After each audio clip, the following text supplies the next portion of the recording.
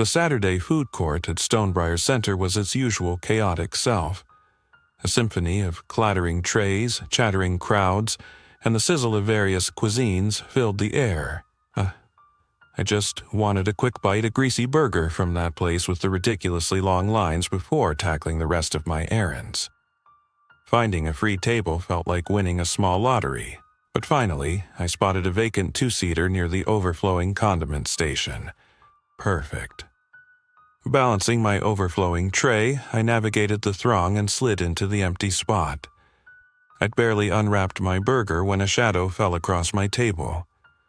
I looked up to see a well-dressed woman in her late 40s or early 50s. Her tailored blazer and expensive-looking handbag a stark contrast to the casual mall attire around us. She had a determined glint in her eye and a small, almost conspiratorial smile playing on her lips. Before I could even register her presence fully, she sat down opposite me, her movements brisk and confident. "Good, you made it," she said, her voice a low, slightly husky murmur that barely cut through the surrounding noise. "I was starting to think you'd bailed on me." My brow furrowed. "Excuse me," I started, trying to keep my tone polite. "I think you might have the wrong table." As she waved a dismissive hand, her smile widening slightly, though it didn't quite reach her eyes. "Nonsense, Michael. Don't be coy. We have a schedule to keep, remember?" "Michael?" That wasn't my name. "Ma'am, with all due respect, my name is David. I'm just here for lunch." I even gestured to my half-eaten burger as proof. Her smile faltered for a fraction of a second, replaced by a flicker of something I couldn't quite place: annoyance. Impatience?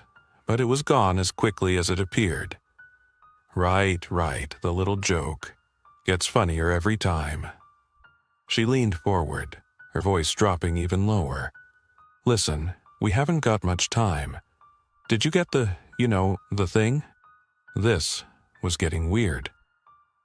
"I'm really not sure what you're talking about," I said, my discomfort growing.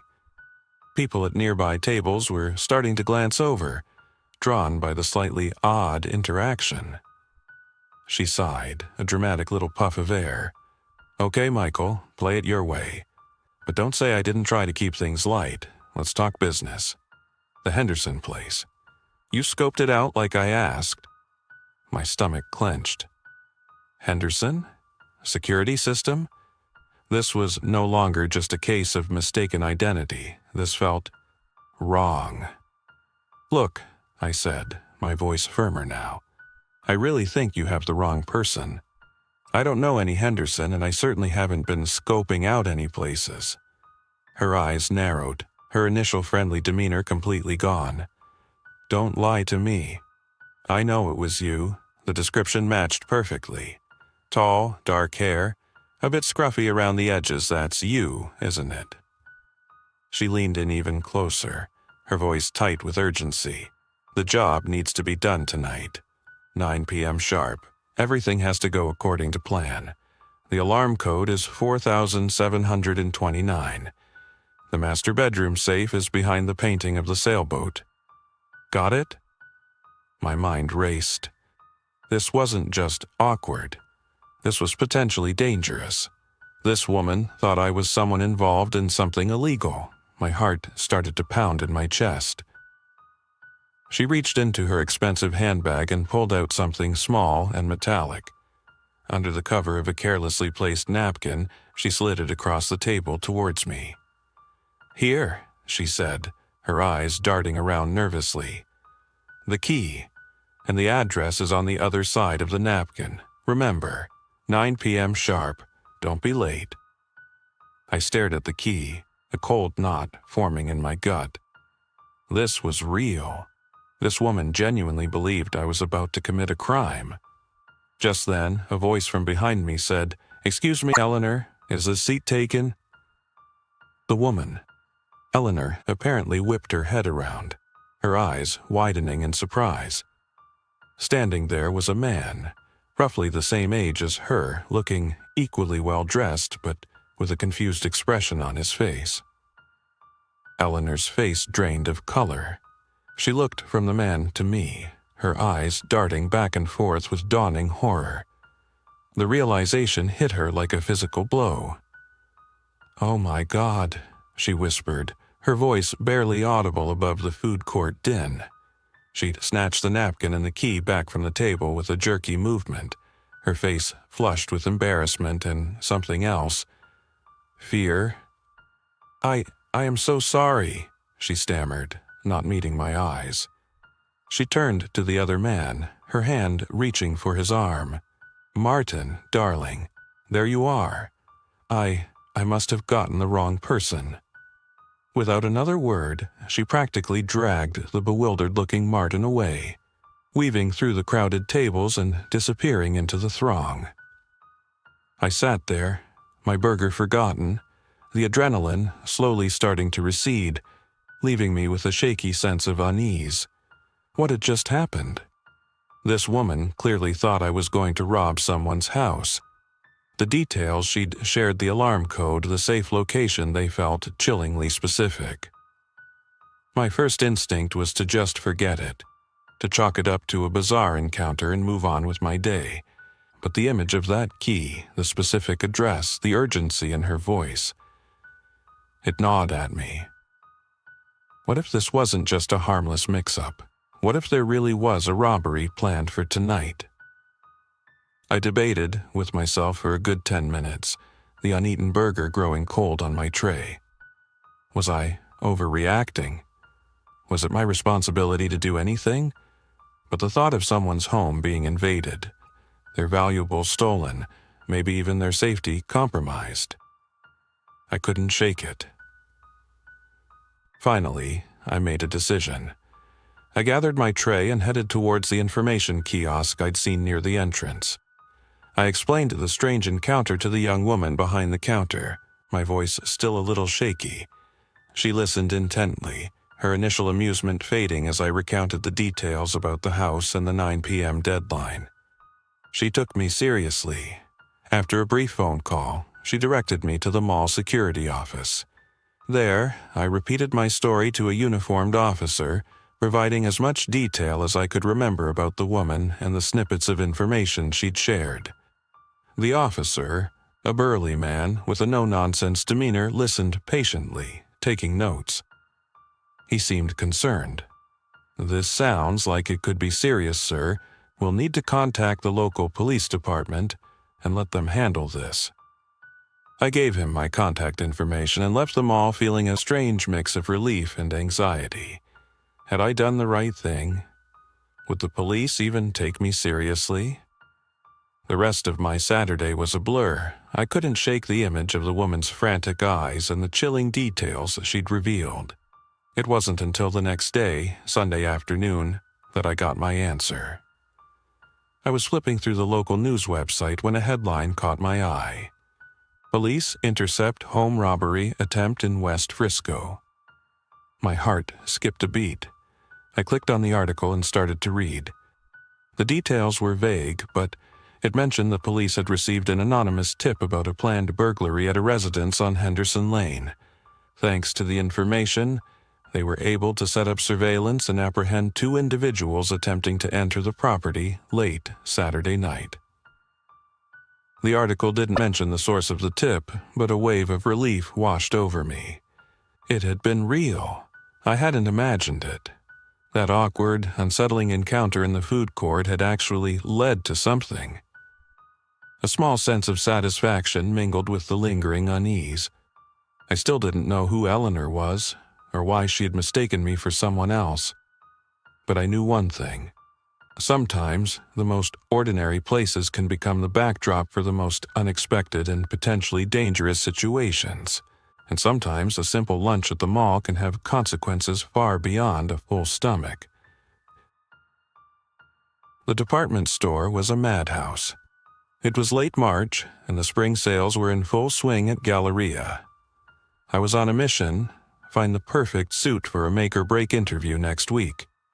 The men's formal wear section was surprisingly crowded, mostly younger guys like me, probably all prepping for graduation or job hunting. I'd managed to snag a few promising options: a charcoal gray two-piece, a navy blazer, and a couple of different shirt styles, and headed for the cramped line of changing rooms. Finally, one became available. It was small, just enough space to turn around, with a flimsy curtain that didn't quite reach the floor. I piled my selections onto the small bench, along with my backpack containing my phone, wallet, and car keys. After trying on the charcoal suit, the jacket felt a little snug across the shoulders. I needed the next size up. "Excuse me," I called out, poking my head through the curtain. A harried-looking sales associate rushed over. "Could I get this jacket in a 42 regular?" "Let me check," she said, disappearing into the racks. I decided to step out of the changing room while she looked. It would be quicker than trying to maneuver in the tight space.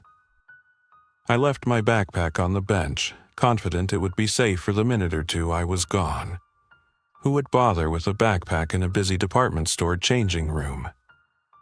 The associate returned quickly with the right size. "Here you go," she said, handing me the jacket.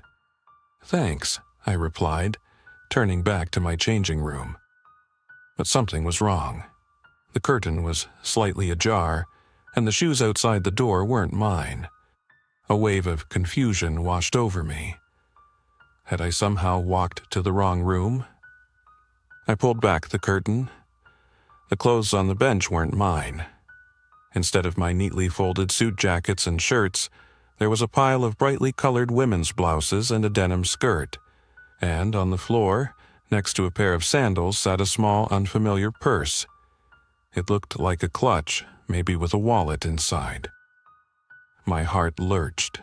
This wasn't a mistake. This was my changing room. I distinctly remembered the small stain on the carpet near the corner. My backpack was gone. My clothes were gone. My phone, my wallet, my car keys. A cold dread gripped me. Panic started to set in. I stumbled out of the changing room, my mind racing. "Excuse me, miss?" I called out to the same sales associate. "This isn't right. My stuff is gone." She looked at me, a hint of skepticism in her eyes. "Sir, are you sure you're in the right room? Sometimes people get confused." "No, I'm positive. I was just in here. I stepped out for literally a minute to get a different size jacket, and now this." I gestured wildly at the women's clothes in the changing room. Her expression shifted. She wasn't entirely convinced, but there was something in my voice that made her hesitate. She glanced over at the other employee nearby and gestured for her to come over. Another female employee, who had overheard the commotion, approached us. "What's going on?" I explained the situation again, my voice rising with desperation. They exchanged glances, a silent communication that suggested they thought I was either mistaken or trying to pull some kind of prank. "Sir, we can check if someone might have accidentally taken your bag," one of them offered, though her tone lacked conviction. "Accidentally. They replaced it with women's clothes and a purse. My car keys are in that bag, my phone, my wallet." The reality of the situation hit me hard. I was stranded, and whoever had done this had deliberately targeted me.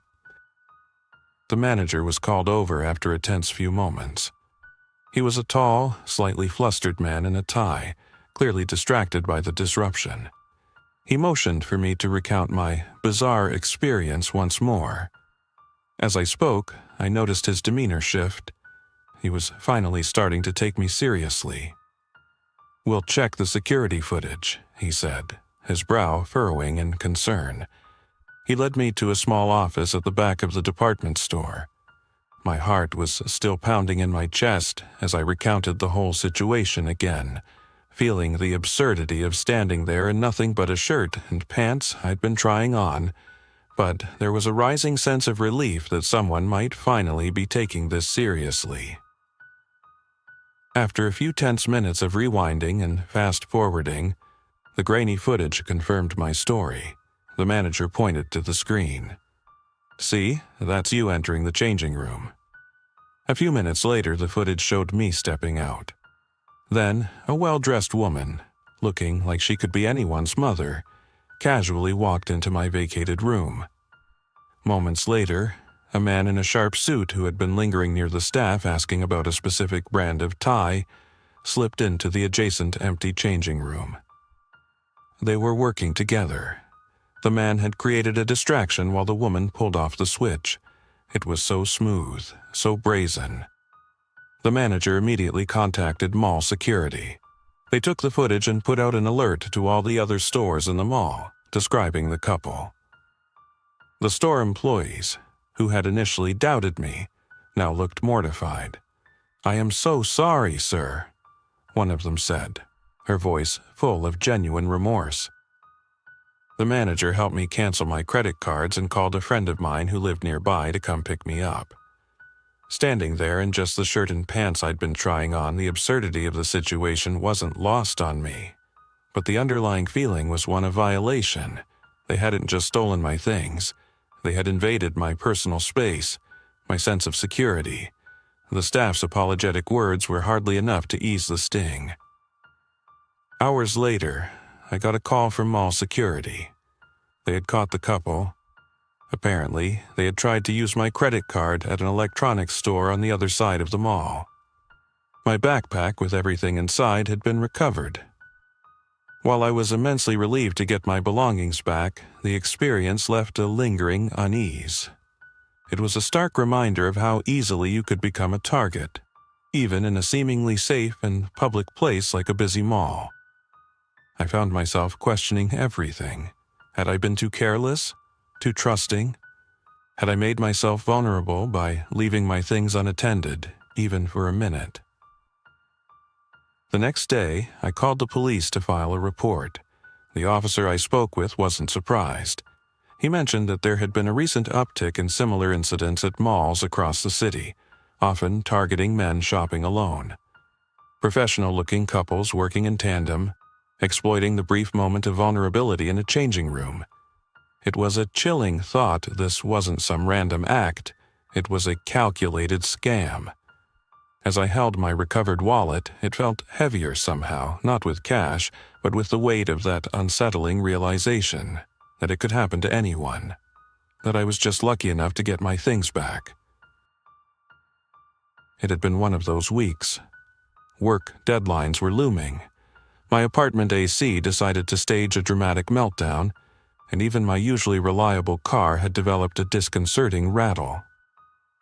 All I wanted was a few hours of blissful escape, and the Barnes Noble at Westfield Plaza seemed like the perfect sanctuary. It was a Saturday afternoon, but the thought of battling the usual weekend crowds felt less daunting than facing my apartment. I gravitated towards the back corner, the one with the oversized armchairs tucked away near the fantasy and sci-fi section. The lighting was just right, and it was usually quiet. I found a promising-looking novel about a dystopian future, sank into the plush armchair, and popped in my earbuds, losing myself in the opening chapters. The murmur of the bookstore, the occasional cough or page turn, faded into the background as the story pulled me in. Hours melted away. I was so engrossed in the narrative that I barely registered the changing light outside the tall windows. It wasn't until a profound silence settled over the store that I finally looked up. The usual ambient noise was gone. The bright overhead lights had been dimmed, casting long, eerie shadows across the bookshelves. I glanced around. No other customers browsed the aisles. The staff members I'd vaguely registered earlier were nowhere to be seen. A knot of unease tightened in my stomach. I checked my phone. The screen was black, dead. I hadn't even thought to charge it this morning. My pulse quickened. I looked at my watch. 9:47 p.m. The mall closed at 9. My stomach dropped. The bookstore staff, in their rush to close up, had somehow missed me, tucked away in my quiet corner. I was locked inside Westfield Plaza. My first instinct was to try the main entrance. I hurried towards the front of the store, my footsteps echoing unnervingly in the stillness. The automatic doors were firmly shut and locked. I peered through the glass into the darkened mall corridor. All the other storefronts were dark, their metal gates pulled down. No security guards patrolled the walkways. It was like I was the last person on Earth. I took a steadying breath. There had to be a security office or an emergency exit somewhere. I started to explore the bookstore, moving through the silent aisles. The familiar comfort of the books now felt slightly menacing in the dim light. Every shadow seemed to hold a potential threat. Then, I heard a faint clanging sound from the back of the mall. Not entirely alone then. Probably the cleaning crew, or maybe security. Hope flickered. I followed the sound, which led me out of the bookstore and into the main mall corridor. The air was cooler here, and the silence was even more profound. Most of the storefronts were completely sealed off. The only light came from the faint emergency exit signs and the distant hum of the mall's ventilation system. I spotted a figure in the distance, pushing a large cleaning cart. "Excuse me," I called out, my voice echoing loudly in the vast space. The figure stopped, turned, and for a moment I thought I saw a flash of surprise, quickly replaced by suspicion. The person started walking towards me, their pace quickening. As they got closer, I realized it wasn't a cleaner but a uniformed security guard, his hand resting on his belt. His expression was hard, his eyes narrowed. "Mall's closed, sir," he said, his voice gruff. "How did you get in here?" I was in the bookstore," I stammered, trying to explain. "I fell asleep reading, and they locked up without realizing I was still inside." His gaze remained skeptical. The bookstore was swept before closing. Everyone out. His tone was firm, as if this were an excuse he'd heard before. "You shouldn't be here." "But I was. I can show you. I was in the back corner near the sci-fi section." My desperation was rising. He took a step closer, his posture stiffening. "Look, pal, I don't know what you're up to, but you need to come with me." The assumption that I was an intruder hit me like a punch to the gut. I could see it in his eyes. He thought I was trying to break into one of the stores. The situation was escalating too quickly, and I suddenly felt trapped in a way I hadn't when I was just locked inside. A rush of adrenaline kicked in. I backed away slowly. "Wait, just listen to me." He started to advance. "No more talking, let's go." I knew I couldn't go with him. Not like this. He wasn't listening. He just saw a trespasser. I turned and ran, my footsteps pounding on the polished floor. I glanced back to see him shouting and starting to follow. I ducked behind a large potted plant, my heart hammering in my chest. This was ridiculous. Was I seriously hiding in a darkened mall like some kind of fugitive? I had to find someone who would actually listen. Moving stealthily through the deserted corridors, I stuck to the shadows, avoiding the security guard. His occasional shouts echoed through the mall. It felt like a scene from a bad movie. Eventually, I spotted a faint light coming from the back of one of the department stores. Maybe there was a late working employee. I cautiously approached the entrance, peering through the slightly parted security gate. Inside, I saw a young woman stacking clothes on a display. Taking a deep breath, I called out softly, "Excuse me, hello?" She looked up, startled. Her eyes widened as she saw me standing outside the locked gate. "Sir, the mall is closed." "I know," I said, my voice low and urgent. "I got locked in the bookstore. Security thinks I'm trying to break in and he's chasing me. You have to help me." She hesitated, then nodded slowly. "Wait here." She disappeared for a moment and then returned, fumbling with a set of keys. She unlocked the gate and let me in. I quickly explained my predicament, my voice still shaky with adrenaline. To my relief, she listened. She seemed genuinely sympathetic. "Oh my gosh, that's awful. Don't worry, I believe you. Let me call my manager, he's still here." The process of verifying my identity and explaining the situation to the department store manager was lengthy and, frankly, embarrassing. They had to contact the bookstore manager, who was already home, and confirm that I had indeed been there. Security was also called, and the initial guard looked sheepish when he realized he'd been chasing an innocent, albeit very panicked, book lover. Finally, after what felt like an eternity, I was escorted out of the mall through a service exit. The cool night air felt like a gift. The bookstore manager, looking tired and apologetic, met me outside. He consulted a note. "Mr. Davies, I am so incredibly sorry about this. This is completely our fault. We have a procedure for checking the store, and it clearly wasn't followed tonight." Despite his apologies, he then informed me, with a tone that suggested he still wasn't entirely convinced, that I would be banned from the bookstore for a month as a precaution. I wanted to protest, to argue, to demand an apology that didn't come with a punishment. But I was too exhausted. As I walked to my friend's car, who had thankfully waited, I couldn't shake the feeling of vulnerability the whole experience had left me with.